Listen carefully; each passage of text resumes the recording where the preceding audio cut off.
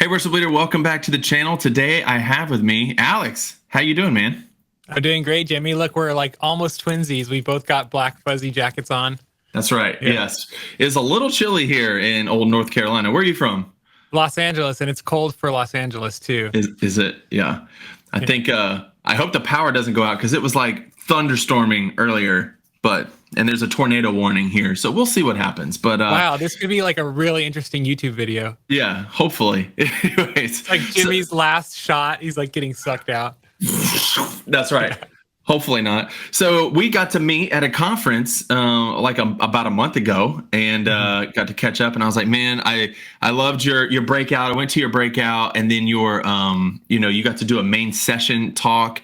It was all so good. And I was like, I got to have this guy on the channel. And so I love what you're doing. Love your heart. You're with Worship Ministry Training. Tell us a little bit about that.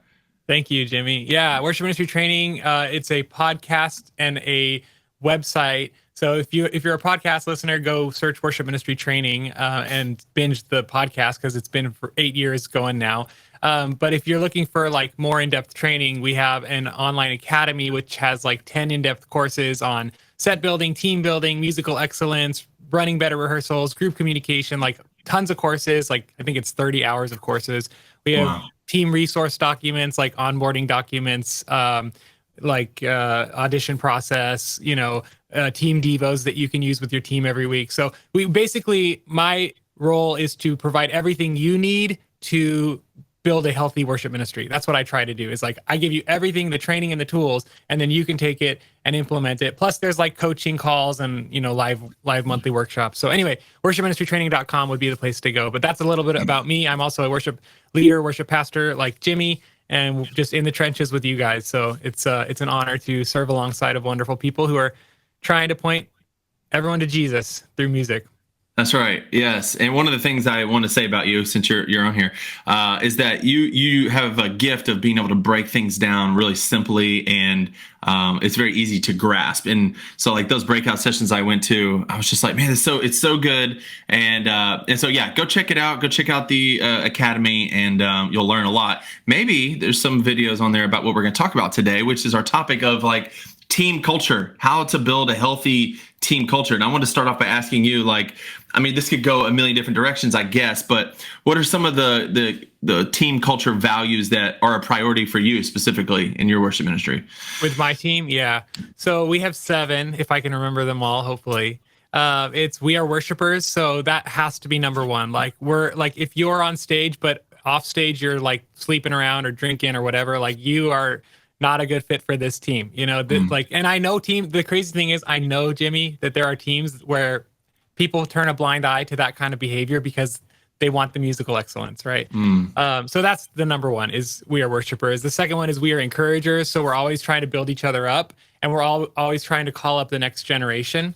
So just speaking life constantly, we're encouragers. And then we are committed.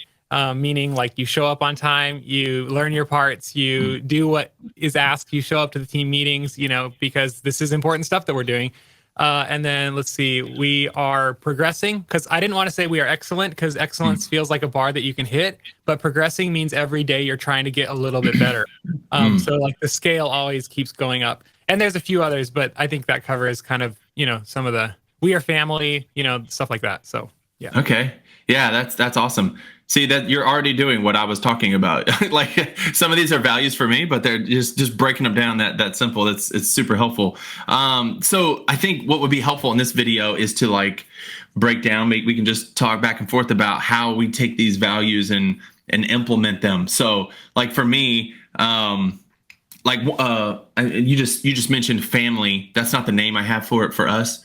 I'm not even that organized. I don't have names for them. So they're just kind of like these ideas that are floating around, and so now I'm being challenged to like write them down and make them real. But they are things that I prioritize in discussions and I speak about. But one of them is like the family thing. Like I want my team members to feel a sense of belonging and real care from me as the leader. Yes. Is that kind of the family aspect that you were talking about? Yeah, well, I want to affirm a few things you just said. Number 1, you should write them down. And I'm not telling you, but the listener, like, please write down your values. Like, think about the team you want to have And here's what I always say, and this is part of some of the documents that I have in the academy, where basically it'll help you do this process. But think about what you want someone else to say if they were visiting your team for a Sunday. How would you want someone else from the outside to describe your team if they were talking about your team to someone else?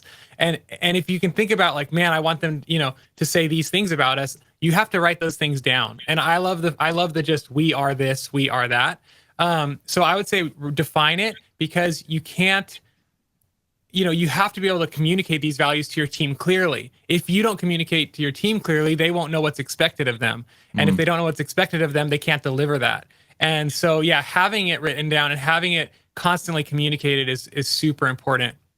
In terms of family and your other part of that question is like, yes, 100%. Like the team leader needs to make everybody feel involved, welcomed, loved, and cared for. Like we are shepherds, right? Primarily. Yeah. And like, I think the number one thing that I'm looking for in a team, and if I'm assessing a team's health, is like, do people feel connected? Do they feel safe? Do they feel like they can be themselves? And is there joy?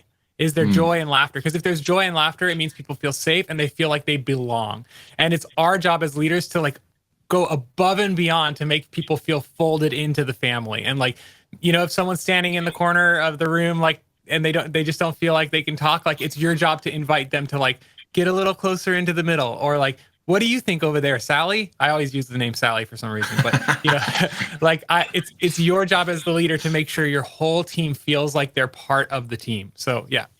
Man, that's great. Yeah, I think a lot of times worship leaders can forget that, or they're so busy or thinking about other things, or they're the one that's the leader, so their headspace is so far removed from that often they can forget it, and it comes across differently. I've been a volunteer in a volunteer role before, and I remember what it was like to like try to read the worship leader's mind and feel like I didn't want to let them down, but at the same time feel like they had so much going on that they didn't really see me. And I think that hit me as a younger worship leader. And I was like, man, I don't want anybody to feel that way. I want them to be seen. I want them to feel like this is family. And even though in my ministry, being on the worship team is not equivalent to a small group, because our ministry, it's too big. We got like 35 people, so it's not really a small group. And a lot of them don't even know each other, because we got a few bass players. They never play at the same time, so it's not a small group. It's not a replacement for that. But I do still want them to feel like it, like you said, it's a safe place. They can come, and I love the joy thing, man. That's been my theme for like the past 2 months. When you said joy, I think of Psalm 51, I think 12, where it's like, "Restore to me the joy of my salvation," which I think is such a good message for worship leaders like us who are doing this week in and week out. And there's a good side of repetition in that it forms us, and it shows us what, it's a discipline. It shows us what's important. But at the same time, familiarity can, I don't know, I'm sure there's a cool colloquialism there, but I can't remember what it is. But sometimes it can make it feel not as special every time, or we can lose what we're doing, the main thrust behind it all. And so I think that scripture for me is like, restoring the joy of my salvation and upholding me with a willing spirit. I think it's a great verse for us. And I'm glad you said that, like being able to look at a team and see like laughter and joy is just a symptom that there is security there. That's yes. Great, man. Yeah. Yeah. And so how do you go about doing that? Okay, we know we need to create this space. Do you have any steps, any wisdom, like, or what does that look like for you to create that? Yeah, I mean, number one, like I said, is defining what you want to see your team become. Who are we becoming? And like, how do we treat each other? And then the second step is for you as the leader to model that. And for you as the leader, because like we replicate who we are, right? And so if our team feels cliquish, if our team gossips, if our team this and that, the first place you want to look is in the mirror, because you're the leader. So your team will see your behavior as normative. So if you're late all the time, or if you're unprepared and you don't practice, they're going to copy you. They're like, oh, that's what it means. If the leader does it, then of course I can do it, right? So the number one thing besides defining what you want is to be what you want, right? And then the second thing after that is to just reiterate these values and all these expectations, or just besides modeling it, you need to like repeat it and say it, and like say it at a team meeting once a quarter, or at, at the beginning of your team potluck. And that's another thing I would say, Jimmy, as you were talking about, like, some of your team members don't even know each other, because when do the bassists ever stand on stage together? You never have two bassists, and if you did, that would be super weird. And somebody listening to this should try it. That'd be super interesting. But like, you should be doing events like at your house and opening up your home. If you're trying to create a family vibe, like, hey guys, we're all going to come to my house like once a quarter, and we're going to pray together. We're going to play some dumb games together and, embarrass each other. And, those types of things, that builds that connection, that builds that community. So those are just a few thoughts off the top of my head. Yeah, that's great. And you mentioned a few things in there about, being what you want, like modeling what you want to look like on your team. And I was thinking, you mentioned like time and rehearsals. So that's another value of ours, is that, and I think you mentioned that. What was the word you used for like time? Did you say like committed? You're committed. Committed. Okay. Yeah. And I like that. I'm so glad this video is going to be on my channel, so I can go back and watch it and write all this down. So I think that's something, like, if I just what it looks like for me to like respect them and model, like specifically with time, for example, since we brought it up, like at rehearsals, I always say rehearsal, and I repeat this a lot. Like you're saying, we're repeating it a lot. Like rehearsal is 6 to 7:30 on Wednesdays for us.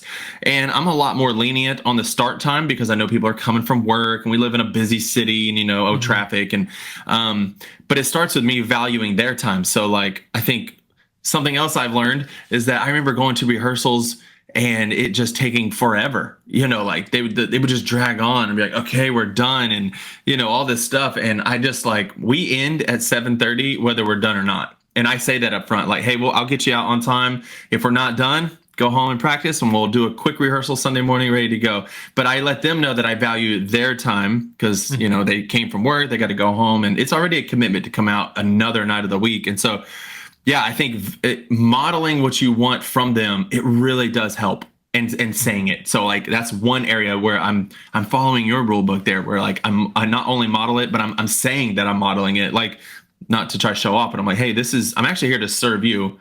And when you serve them, it actually serves you, because you get from your team what you actually expect. You mentioned excellence, and then you mentioned another word. So explain that a little bit again. Yeah. So we didn't, when we were fighting, and that's another thing when you're defining the kind of team you want, like, you want to be really intentional with the words you choose. You want to fight for the right word. And so like, we were like, do we want to be excellent? Yeah. But is there like, I don't know, excellence just didn't feel right. Like so we chose, we are progressing. And again, the reason why is like, because even if you are like amazing, you can still get better, and you can bring the Lord an even better gift. Like I play my drum for him, parum pum pum pum, right? Like, it's like I play my best for him, parum pum pum pum. Like each day, your best should be a little bit better, right?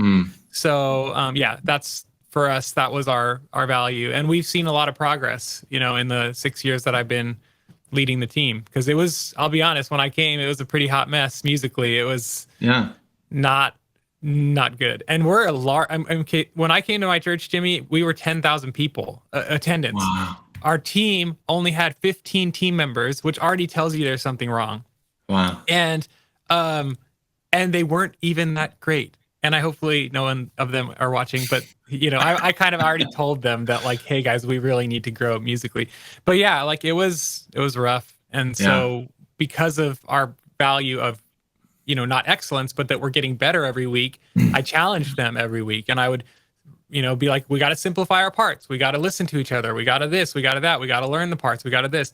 And, 3 years in, I would say, is like we turned a corner, and it was like, wow, like we're actually sounding really good. And now, 5.5, 6 years in, it's like, man, you guys are doing great, So, So we use the word excellence, but we use the word pursuit in front of it. So we would just say like a pursuit of excellence, as if excellence is not something you can achieve, but it's just that pursuing. Great. So I think it's kind of the same thing. Like we're progressing, and it's just really, no matter what words you use, which I think that's a great way. Like that's a great word to make sure you fight for the correct word. It's just to have a spirit of, like you said, getting better. Because I feel like that is directly attached. And if we're telling our team the why behind it, like that's directly attached to our worship of God. Like he has given us gifts. And if we are just regressing or just flipping about it, well, that's our worship. And if we see it as our worship, then it's like, man, I want this to be better for my Savior. If this brings more glory to him, then that's what I want. And I think that's the gist behind what we have to say to him. I think it's easy to say that, but it can be hard to implement. And what else I remember is that it's like, you can say something fancy like that, like we are progressing or we pursue excellence here, but people will know what you actually think and want from them based on like how you treat people and what you actually say. So like, I think all of my worship leading strategy comes from bad previous experiences, because I've just been under worship leaders who very talented, probably cared for people, but in those moments, man, just it seemed like the excellence factor or the perfection or whatever trumped the pastoral part. And so like yelling, I've seen some yelling in rehearsal, just frustrations and stuff. And I was just like, man, I just remember some yelling happening, and I knew they were close friends and I was more new, but I was like, but I'm here. I'm a part of the team and I don't know that dynamic. They should be a little more wise. And so I just thought, man, so I usually just try to build trust with my team. And like, I don't want any, like I've had to apologize before. I guess what I'm saying, like, I guess some of that's in me, we're like, man, all right, we're going to work on this part, especially if you're having a bad day, so not every day is a great day. You might have a bad day and man, they're just not getting it. And so you just calmly go over it. Hey, we're going to do this. We're going to land on the 4 chord, and they still go to the 1 5 times in a row. And you're like, yeah. And so I'm like, hey, and you know what? Okay. Yeah. It's okay. And if you've already built that trust in your family, you can go back and just have a conversation. And there's so many things I want to pull out from what you just shared. Number one is, like you said, we have to explain the why in what we're asking for. Why do we want excellence? Or why do we want to be on time? Or if people don't understand the why, there's no connection in their brain as to like, oh, okay, well, I can get on board with the what. They might not like the what, but they'll get on board with the why. So I think that's super important that we do that. And when it comes to excellence, you're right. It's a stewardship issue. So God gave you a gift. And what does he ask from us when he gives us and trusts us with something? He asks us that we make it better and present it to him in a better state than when he gave it. So it's a stewardship issue. And also, like you said, excellence matters to God. Like, look what he did with the temple. He was like, I want the best craftsman, the best material, the finest gold, the finest linen, the finest purple, the finest everything. And I want it intricately and artistically made. So it's like, he wants that, and we get to do that with music. So that's another thing. And then one last thing to pull out of what you just shared was basically excellence matters to God, but people matter to God more. So if you're beating people up, it's like, get out of here. Like, do you really think God is like, okay, I want everyone to land on the 1 more than I want you to treat someone nicely. It's like, Are you serious? Like, dude, he wants you to treat people like he treats people, with love and care and kindness. And he wants us to exhibit the fruit of the Spirit, a life of worship, not a song of worship, right? Wow. And so, like, get out of here if you get out of here if you're like being a punk to your team. Get out of here. Like, literally, like 99.999% of it does not matter. At the end of the day, your church body will not remember that Sunday. They won't remember that note. They won't remember that song. Like, just love people, please, But your team members will remember how you treated them. Exactly. Because I'm remembering all the bad times that, Yep. Yeah, that's so good. And so I think another value, and this may play into some of yours, is like creating a culture of serving each other and going back to the modeling that. I really try to serve my team, even when I don't feel like it, and that's little ways. One of the best ways, and we can talk about this a little bit, is like scheduling them ahead of time and getting them the resources they need. And that's a way to serve your team. Because there's nothing worse than like committing for a week and then just trying to wait for that set. Hey, what songs are we singing? Are the keys finalized? So someone watching this, listening to this, needs to hear that. Like, serve your team, and one way to serve your team is to get them resources. Any wisdom on that? Oh, 100% agree.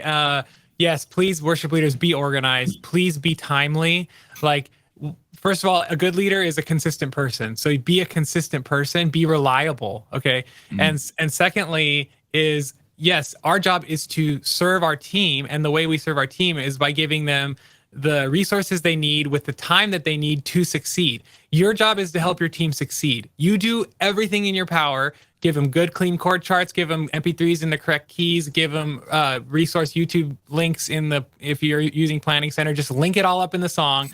Make sure it's in the right key. Pick your songs on the same day every week. Get in a rhythm and like send out your set notes on the same day every week, and just be organized for your team. Because if you help them succeed, they're going to help you do better, and the church is going to be more blessed. So please, please be organized, and please give your team the tools they need and in the time that they need to be able to succeed. So yeah, I 100% agree with you. Let's do better. Let's do better. Another way that I was thinking about serving each other, and I put this under this category in my brain, but maybe it fits somewhere else. But I think just like loving each other and squashing any like trash talk, even if it's usually covered in joking. Traveling around and being a part of different worship teams, you get to see which I don't do as much anymore, but I've been a part where you just see different cultures, and you're stepping into a team, maybe for a guest Sunday or whatever, and you can pick up like the way these people are being led. So I was at a conference this last week, and I can't remember this guy's name. I wish I could give him the credit, but he was a marketing guru for like a couple big companies, and one of them was Chick-fil-A. And he said, every once in a while they would go to another restaurant, another drive-through, or go up to the counter. And he said that he could directly see what was being poured into that staff member, that employee, by what that employee was giving him. And so, I was like, man, that's so true. Like a lot of these companies, they don't care. And you see that in the product they give. Well, you can see that in the culture of a team, how they treat each other. Even like you said at the beginning, like that leadership is on you. So you can see what kind of leader someone is by how the team even just interact with each other. And I've been a part of teams and sometimes even on my own team where I just have to like be intentional to squash it. Like the putting down little jokes or, just stuff that you feel like, man, there's probably some truth behind that. And I don't know that we're close enough for that. Or I've been a part of teams before where there was a group of people so close, like some people who were, I guess, even close with a pastor, close enough to like have that relationship, but other people in the room weren't close enough. So it just came across as like speaking bad about the pastor. And I honestly don't know if it was anything less than that. And so I just know our sin nature will do enough work to pull us apart. And we got to be on top of like squashing any of that trash talk or whatever it is that's usually, like I say, covered up in joking. Like I usually just try to be super authentic. So in my unredeemed state, I can get super sarcastic. And I used to be that way, especially in my 20s. And so like, I know that if I'm uncomfortable, it starts coming out. And so like, I have to be super intentional about that. And I don't want, my team to be that way. And so so for me, just being vulnerable, like I have to make sure that sarcasm is not what I'm leading with. That's not the priority or the majority of my talk. Do you have any wisdom on that topic of how we treat each other? Yeah. I mean, the struggle is real, right? Like you said, the unredeemed sinful nature wants to talk bad about others. For some reason, our pride is like, I must say something bad about so-and-so. I even, just full confession, like yesterday, there was something I found out about some people that are no longer part of our team. And like, I wanted to say some things about it to someone else or to a few people, but I was like, oh, I'm not going to say anything. But then I like waited. And at the end of the day, there was like one person that I really wanted to say it to. And I said something, like I was like, and I didn't say it like, I mean, I guess it's all gossip, right? But like, it was couched in that kind of like Christian, like, did you know, or whatever, like, right. And it's like, so yeah, I'm just being real. Like the struggle is real. And the truth is that stuff feeds, and our church is going through a lot of transitions right now because we have a new senior pastor. So we're bringing on lots of new staff and there's a lot of changes and like people are talking. And the best thing I've learned to do is just be like, yeah, I don't have anything to say about that, Yeah. And, but that's kind of like the passive way. when you're like, when people are fishing for information, is just to not give it. But the other side of it is squashing it, like you said. And the best way to squash it is like to have those conversations privately, like not, I mean, if it's a big group setting and people are being unkind, yeah, you have to jump into the group and be like, hey guys, like we don't do this here, you know? And by the way, everybody, that's a really key phrase. We don't do this here. Wow. Or here at, you know, at this church, this is how we talk. Like you just you make it normal. You know, normatize it, I guess. We don't do this here. And they all get the picture. And then if you see people doing it to each other, you pull them into your office and do it privately, you know? But yeah, there's a lot to think about there, but I think you're right that, you know, the devil wants to divide. He wants to, you know, steal, kill, and destroy, and he wants to do that on our worship teams. And we know that words are very powerful, and words in the tongue is the power of death and life, and we can build up or tear down. A simple spark can light a whole forest on fire, and the tongue can do the same, right? You can do a lot of damage on your team, or you can let people do a lot of damage on your team if people are speaking poorly. So I would just, completely agree with you. And I'm in the boat with everybody. Like, we're all struggling with it, but like, let's be very careful there. Yeah, you just said something that reminded me. I think, you know, all worship leaders are built differently. And I think in my mind, I've been thinking of that worship leader who is maybe dominant or busy and running over people, that kind of person. But you can also be unhealthy and might be even the majority of people, where they take a back seat. They let things happen on their team, and they just don't want to touch it. They're non-confrontational, which is actually my bent. I'm like, it'll work itself out. It won't. It won't. And so you got to deal with the cancer when it's small, right? When the cancer is this big, it's so much easier. It's a small incision. It's a quick operation. You pull it out, you're done. If you let the cancer grow because you don't deal with it, you're like, oh, it'll get better on its own. It will just grow. And then you have this huge tumor in your side, and you have to have this massive removal surgery that takes you 6 months to recover. So yes, 100%. Like, we need to not be brash and mean and unkind and harsh, but we have to protect our team. And we have to, our job is to cultivate the culture and to protect the culture. And so you have to, if you've worked hard to build a healthy culture, you have to protect it from anything that's going to damage that or get in the way of that or whatever. You have to guard your culture. And you do that by not tolerating things that are harming your team. And so we have to learn to be lovingly for people, in the sense of, hey, like, what you're doing is not helpful for you or for the team. And you know, those conversations can feel scary, but I think if you just put on your big boy pants and like learn, you know, with time, that it's actually the most loving thing you can do for the person and for the team. And you don't have to be mean. You could just like start with some observations, like, hey, look, I've noticed this or that. Like, is everything okay in your life? What's going on? Like, you know, but we have to confront. You cannot have the team you want if you don't learn how to have hard conversations, because we're coaches. Ultimately, we're coaching a group of people in a certain direction. And so we have to have corrective conversations. It's not bad for a coach to tell a baseball player that his swing is off.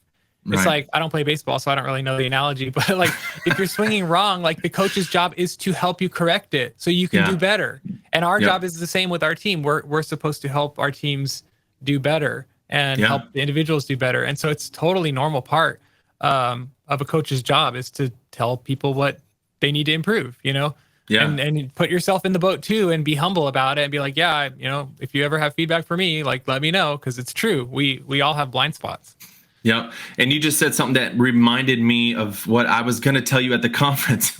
After your breakout, I was like, oh, there's that one thing I remembered. And anyways, what it was, and I think we were talking specifically about auditioning, but you just said we're coaching, like establishing that coaching relationship from the beginning. And so a lot of worship leaders probably don't feel that way. They're hearing you and they're like, I'm not coaching them. I'm just trying to herd them together. And I'm trying, you know, I don't know, you know, there's a lot of different people. And I think that come to this differently. But I think it is important to, like you said, and maybe you can tell us how you do this, but to establish that coaching aspect of your relationship with your team early on, so that you do have that authority, and you're not just buddy buddy, and you don't just let them run over you. Are there ways that someone can do that?